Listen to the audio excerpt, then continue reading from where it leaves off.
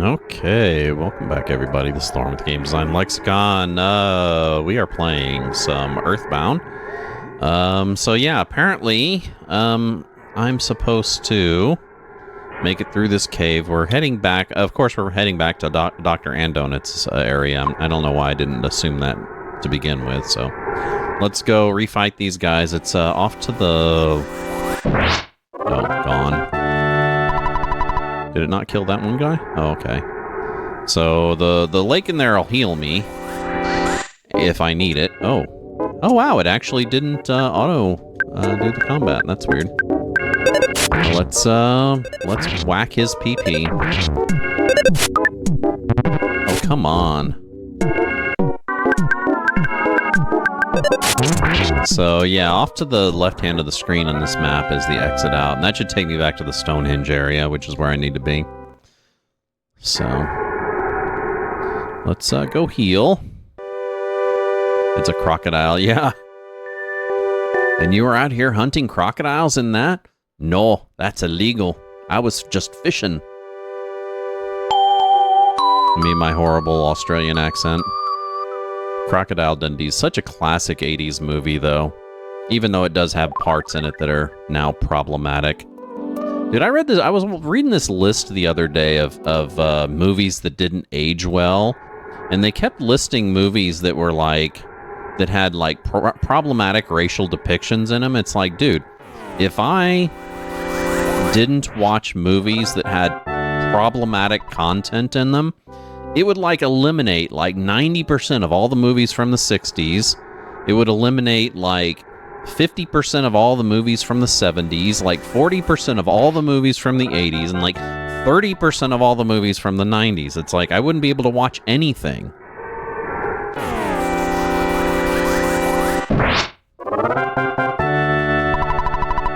Yeah, and that's part of media literacy, though, is actually knowing... Oh, what the hell, dude?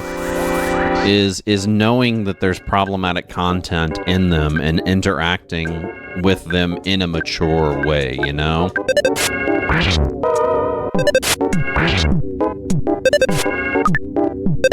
Stunlocked by this place? What do you mean?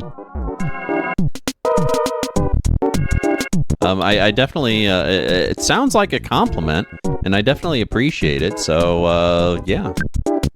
Let's see.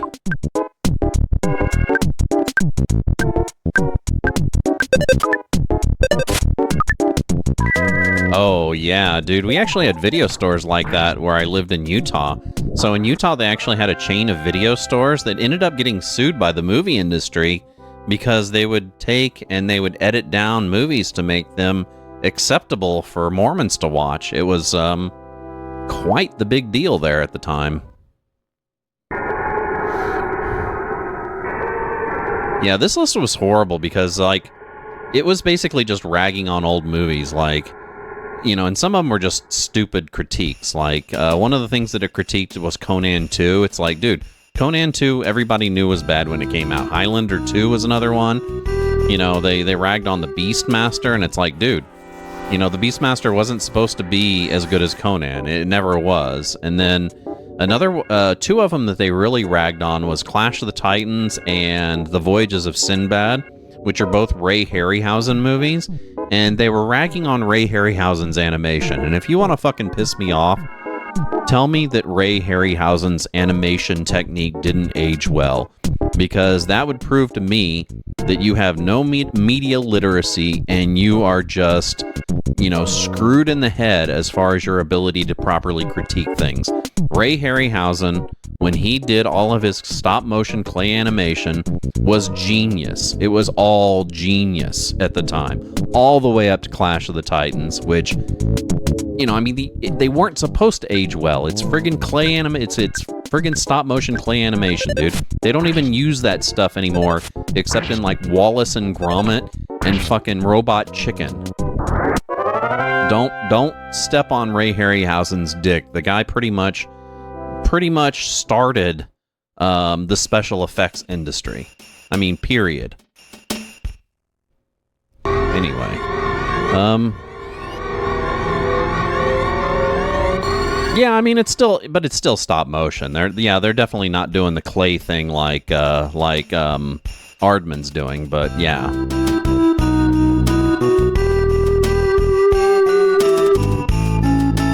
Well, that's just the thing, right? I mean, what is this mouse? And we're easily distracted too. Completed this eraser machine. While he was calling you, he was kidnapped. Oh my god, he felt like this. Thanks for the compliment, by the way. Yeah, and functioning, you're right, Noel Winter. Functioning might stretch it a bit. Especially with, again, I'll have to push my mental health to the forefront. While I do think that I have a rather grounded opinion on objective reality around me, I do have a hard time dealing with it. Just straight up, you know? I was there, but I was helpless. Sorry about that. Well, you're a mouse, dude. What are you gonna do? Anyway, take this machine. Thorn got the eraser. Yeah, what's worse about my autism is I didn't know about it until I was like 51 years old, right? So I had been trying to pretty much stumble my way through life with autism and severe ADHD, and never really able to... What the hell did he just give me? Did he just give me something? Oh yeah, he gave me the eraser, which I need. That'll get me through Stonehenge. Awesome. What does Thag here have for me? Single digits back in the 90s. I'm still trying to get over my parents not treating my ADHD and my autism like they should have been. Especially the autism, since the autism, like the bulk of the autism research pretty much came out the year I was born, you know? It came out in 1972. Oh, this guy just sells food. That's right, nothing I need. Dude, I got a lot of money on me for some reason. What's up here again? Anything? Oh yeah, just a present.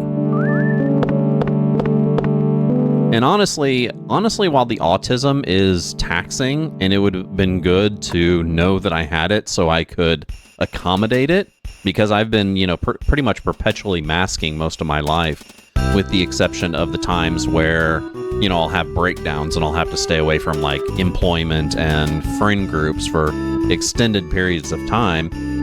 I can honestly say it's probably my ADHD that's been the most taxing in my life. Therapeutic counselor. That's awesome, dude. First doctor said you'll probably never develop a full range of emotions, never mind human empathy. What? Dude, that's fucked up, dude. And the idea that autistic people aren't empathic is just downright dumb. Like, I mean, sure, they can't express their, you know, some of them, not all of them, some of them can't express their emotions like somebody who is neurotypical. But the idea of saying that you won't be able to have empathy is ridiculous. That's actually been one of my problems throughout my life, is the fact that I have an excessive amount of empathy. Like, I have such an acute sense of empathy, I can, like, I'll feel uneasy around people who I know are not feeling good, you know? Because I'm not sure of how to deal with it, because I can tell that they're not feeling great. And it's all part of, like, the perpetual masking I've been doing most of my life. Oh no, not my dad again, dude. Yeah, Dad, what do you want? None of your business. Don't you think it'd be a good idea if you took a break? No, I've been going 2 hours, 35 minutes, which means I have at least another hour. So, sorry, Dad. Go to hell. So now I can go down here into the dungeon. These bears suck, dude.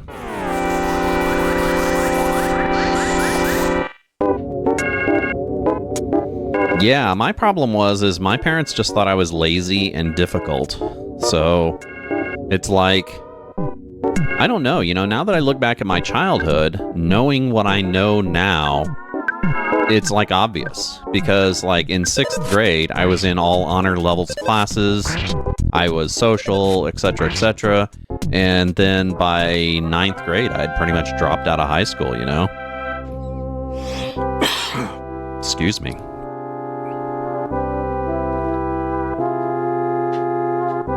little bit of water because I'm like yakking a lot. Not that I don't yak a lot. I do yak a lot all the time. Significant proportion of autistic people are hypersensitive to some of their emotions. Some of them are. Now, it's one of those things, you know, if you know two autistic people, you know two people with autism. None of them are the same. And there are different degrees on the spectrum of people who are less sensitive to other emotions and people who are sensitive to other emotions. And they can be hyperactive in those different categories too. Like I said, me, for example, who I am extremely sensitive to the emotion around me. So much so, like, for example, my last relationship, I was in a semi-abusive relationship, mentally abusive, and I could sense when she was in a bad mood, right? And it would make me uneasy just to be around her. And she could sense that I was uneasy because I could sense that she would, and it would kind of reverberated back and forth, you know, amplified the discord between us. Okay, so this is where I got that eraser, right? Oh, the eraser, yeah, there we go. And I got this jar of hot sauce. What the hell, dude? Guess I'll give that to Paula. That's, I guess, a condiment. What else we got here? Super plush bear. Let's give that to Pooh. Of course, that name will never get old. He has all sorts of shit he needs to get rid of, too. Diamond band. Rain pendant. I'm not sure what any of that is, actually. Obviously stuff that he can't use since he's a friggin' monk. Rain pendant. Yeah, that eats his defense. I think I gave him that stuff thinking he could use them and then just never did anything with them.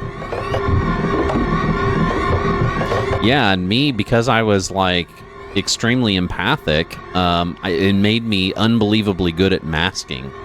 I pretty much masked my autism most of my life. Like I said, except when I'd have, you know, breakdowns and stayed unemployed for like 6 months at a time because of it, or in my current state where I'm now on like my 5th or 6th year of being unemployed because, you know, I can't handle life all that well.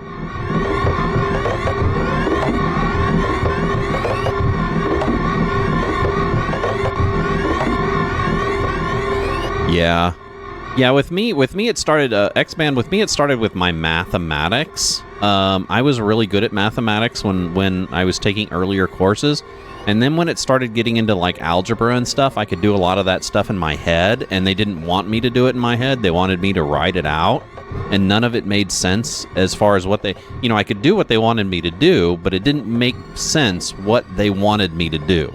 So I eventually just started failing out of math. That just kind of disillusioned me to the whole process because people started treating me like I was just some sort of weird problem child. And then eventually my grades just tanked. The last few classes that I would pass were like, I was really good at the history classes, science classes. But like I wouldn't dress out for like PE, so I started failing PE because PE sucked balls. And then, like I said, mathematics was just, what the heck?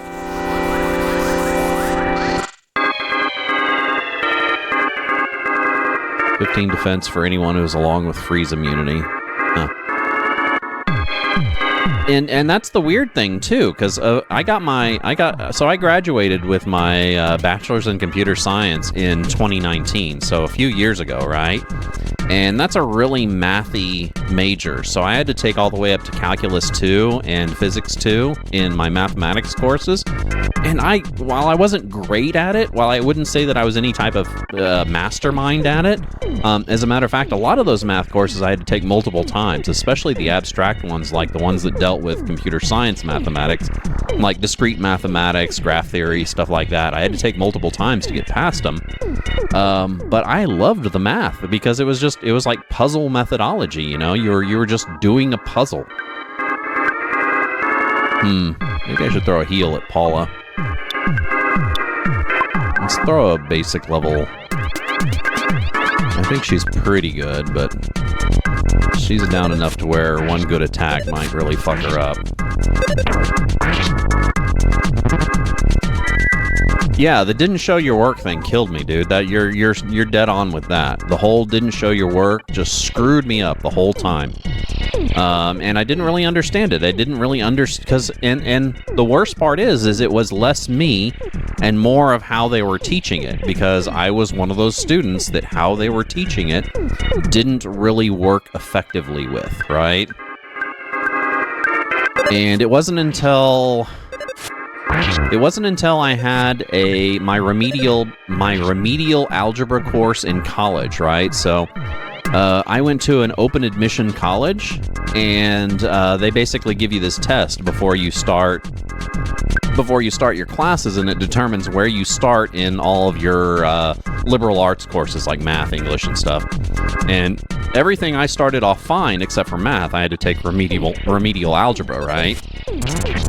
And my teacher in my remedial algebra course was a genius. Was like one of the coolest people I'd ever met in my life. She basically showed me how to turn mathematics problems into a puzzle and how to make sure that I was doing them step by step and able to show my work step by step in that process.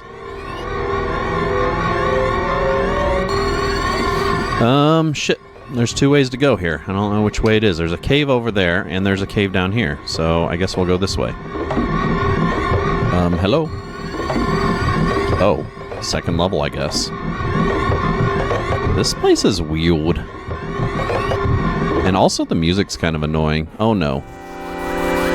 Imagine hiring people to redo your roof thinking it will take days, and you step out for lunch, and when you come back it's completely finished and they're packed up, but you're like, but you didn't show your work.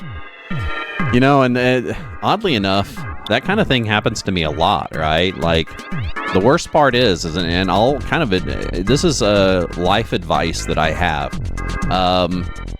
If you're employed at a job where you don't really trust the people you work for 100%, never show them what you can do in full throttle. Never show them how well you can do your work, right? Always hold back a little. Because if you show them how well you can do your work, they're going to expect that from you all the time. Weird quirk of game design. Most players, given a choice of two paths, will go right first and then down and then left. Game developers also tend to subconsciously So, Nullwinter, yeah, I actually know that. You'll, when you see me play these types of games, you'll hear me say something like I'm going on a left-hand search pattern or a right-hand search pattern. And I do that because I alter up my search, I guess my mental search algorithms, I guess you could say. Yeah, exactly. So, and it's very similar to, it's graph theory really is where it comes from, right? So I'm choosing whether I'm going to do either depth first or breadth first searching in the dungeons that I'm in. And I kind of stick to that either way, you know, left or right hand, depth first or breadth first searching. So if you ever wonder why I do that, that's why. Have I ever spied on these starmen? There's a starman waiting in the sky. David Bowie's the best.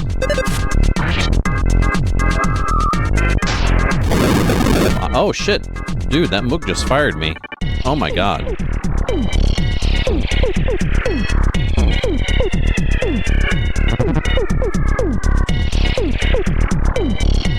Yeah, man, if there's anything that I can say that my computer science degree taught me that is extremely useful, stateful problem solving, which is, you know, graph theory, essentially. Snubbing Kojima. Well, he's an artist, dude. He's allowed to be snobby. Not only is he an artist, but he's a renowned artist, so he's allowed to be snooty. And, you know, don't get me started on Kojima's snootiness.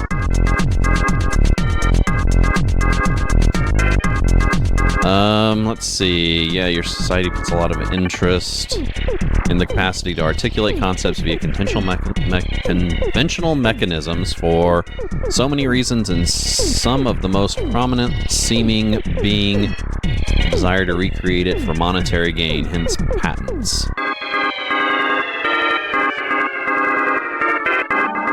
Well, yeah, I mean, well, and that's just studying something. So, one of the ones that, like when I was in school, I zeroed in a lot on game design, which is a really new field. There's not a lot of concepts that have been solidified around game design, and you get to see a lot of the newer developed stuff, rather than most of the stuff you study in college that is, almost 100 or more than 100 years old and already established. Like most mathematics, for example. I mean, pretty much most of the mathematics that we're studying these days have been developed for, almost 100 years now.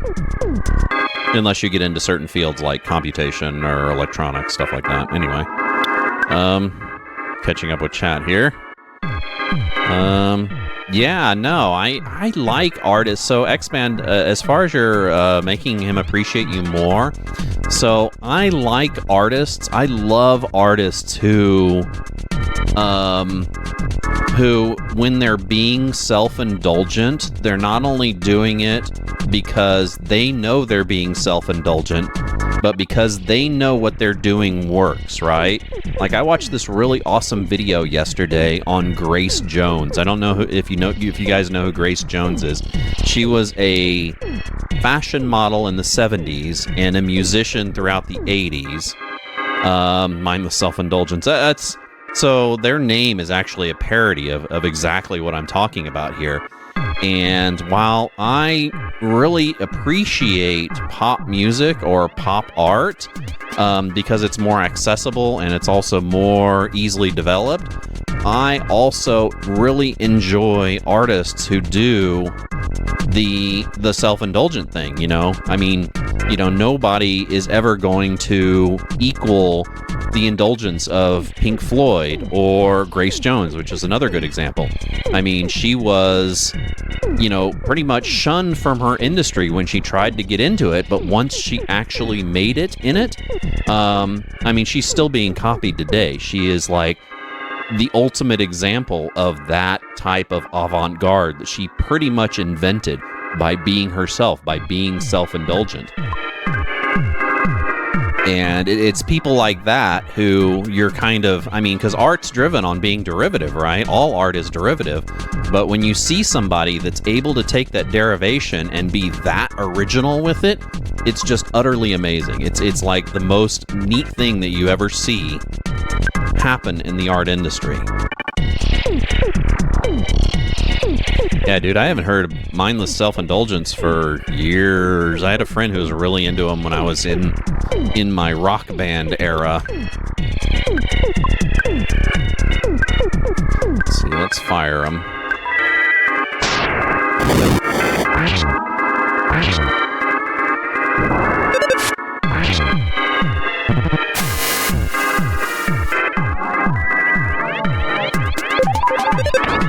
Yeah, David Bowie, as far as your statement about, Kojima wanting him to do something for him, David Bowie was one of those kind of people who only ever wanted to do firsts. And he was like that his whole life.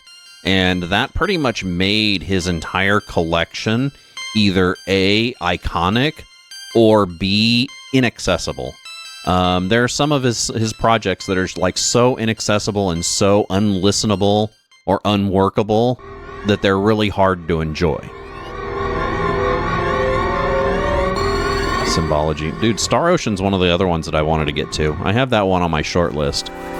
Star Ocean looks really awesome.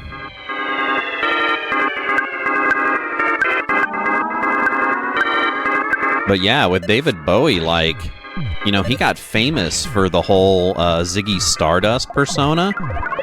And he had abandoned that persona before it even got famous. And the longest persona that he ever adopted while he was doing music was that thin white Duke persona that he had during the late 70s and early 80s. But he never stayed in something like that very long before he moved on to it. He did a few movies. And then, like he starred in one movie. He was like a secondary character in a second movie. And then from then on, he only played bit parts, right? He never really did that type of leading role again, right? Labyrinth. Dude, yeah, Labyrinth and his bulge, for sure. And in that, he was more of a secondary character than the main character. The only movie that I really remember him as the main character was The Man Who Fell to Earth, which that movie was a good example of what I was talking about how some of his art is just kind of inaccessible to a normal person, because that movie is nothing but a large stream of self-indulgence, right? Let's use the bazooka.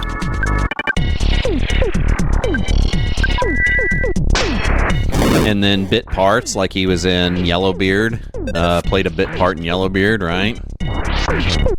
I watched that one the other day. What an awesome movie. Oh, don't be hitting my plush bear.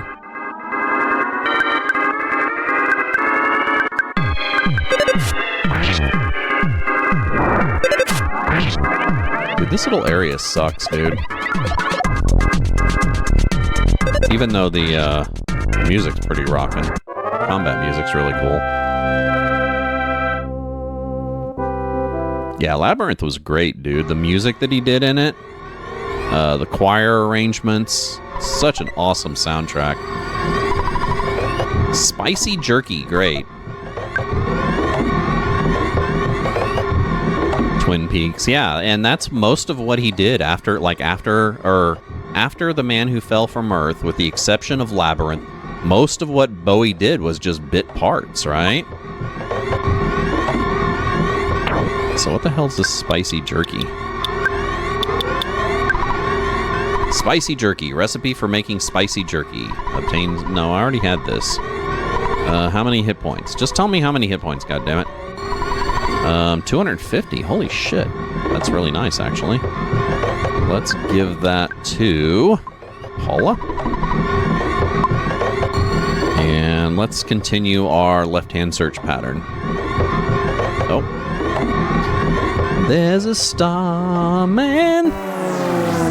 Unfortunately, the Ziggy Stardust stuff was probably my favorite Bowie stuff.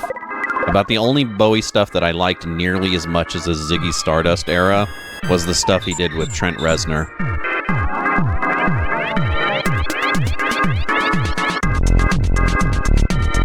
Metal Gear Solid work. I could actually see why he wouldn't want to do Metal Gear Solid work.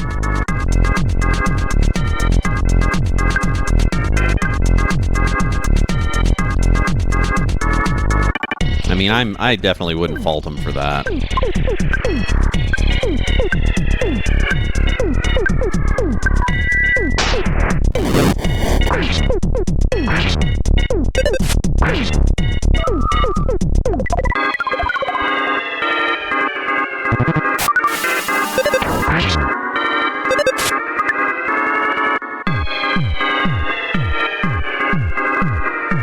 The Nomad Soul.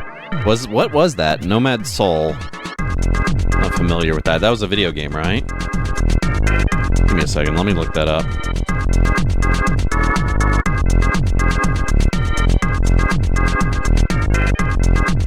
Yeah, but that happens a lot, and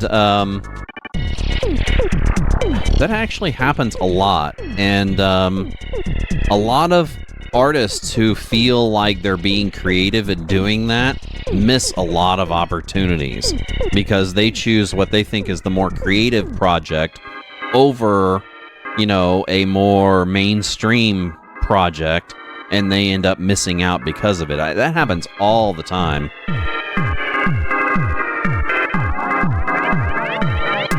Nomad Soul 1999.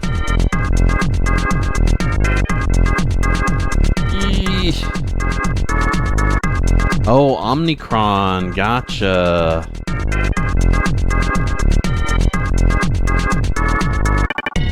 Well, no wonder why I haven't heard of this one. This one didn't do shit, did it?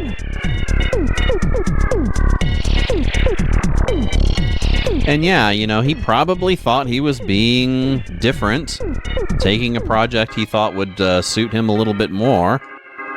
But, yeah, I don't know. Who knows? Who knows? MSG still wasn't mainstream by then, 1999. Yeah, I guess that's right. I guess it wasn't. But still, I mean, it was a military shooter or stealth shooter. I mean, I'm sure that David Bowie took one look at the content. I mean, he was always a bit of a beatnik now, wasn't he?